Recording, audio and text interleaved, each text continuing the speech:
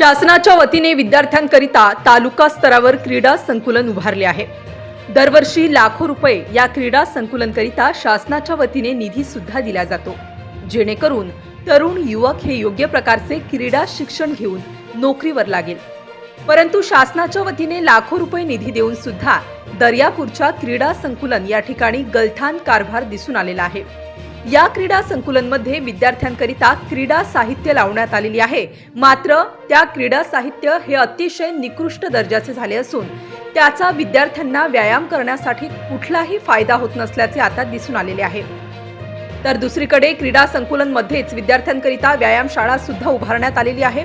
दर महिन्याला विद्यार्थ्यांकडून 100 रुपये फी सुद्धा घेण्यात येते, मात्र त्या व्यायामा ठिकाणी साहित्यांची तुटताट झालेली दिसून येत आहे।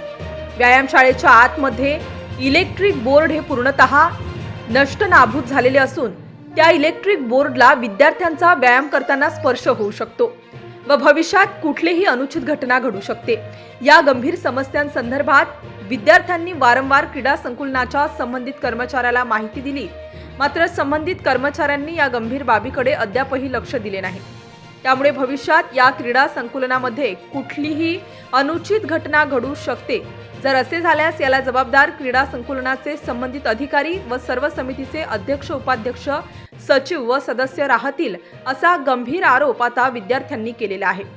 या गंभीर समस्यांसंदर्भात क्रीडा संकुलनाच्या संबंधित अधिकाऱ्याला जाग येणार का, हे सुद्धा पाहणे महत्त्वाचे ठरणार आहे। किरण होले, जनविकास न्यूज, दर्यापूर। आम्ही आता बाहेरगावचे राहणार आहे। बाहेरगावून इथं येतो, कायच्यासाठी येतो? प्रॅक्टिस झाली पाहिजे। क्लास करतो इथं, इथे प्रॅक्टिस झाली पाहिजे। प्रॅक्टिस झाली पाहिजे काहून इथं सामान लागलं बा नवीन, तर आता हे सामान लागेल आहे, तर हे सामान लागलं तर त्याच्यानं माणसाचं मन काय होते बा, उत्साह होते अजून करावं बा, गावात होत नाही तर आता अशी व्यवस्था झाली आहे सामानाची, तर हे सामान पाहून घ्या तुम्ही, पुरं तुटलं। काय प्रॅक्टिस करीन माणूस?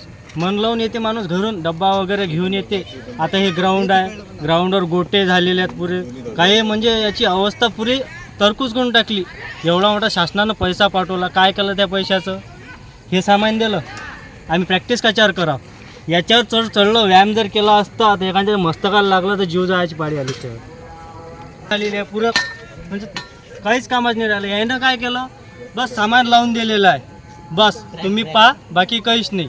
बाकी कोणाचं नुकसान हो, लहान लेकरं खेळतात, येतात, प्रॅक्टिस करतात, पण काय त्याचं काय नुकसान होऊ राहिलं काय नाही ते त्याला काही घेणं देणं नाही आहे। इथं क्रीडा संकुलनचे काही नाही, ते काही येऊन पाहत नाहीत काय चालू आहे काय नाही, त्याला काहीच घेणं देणं नाही आहे। सामान तुटलं आहे आणि याची ऑइलिंग करावं, 5चा डंबल नाही आहे आणि मशीनची ऑइलिंग करावं लागते। तो केबलही तुटलेला आहे, खाली केबलची सगळं ऑइलिंग करावं, त्या केबल केबल आहे डंबल केजचा आणि डंबल नाही आहे टेक्निकची।